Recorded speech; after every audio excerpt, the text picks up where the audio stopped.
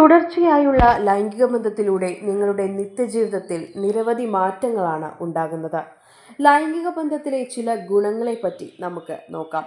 ആഴ്ചയിൽ 1-2 തവണ ലൈംഗിക ബന്ധത്തിൽ ഏർപ്പെടുന്നത് രോഗപ്രതിരോധ ശേഷി വർദ്ധിപ്പിക്കാൻ സഹായിക്കുമെന്ന് സൈക്കോളജിക്കൽ റിപ്പോർട്ട്സിൽ പ്രസിദ്ധീകരിച്ച ഗവേഷണം പറയുന്നുണ്ട്.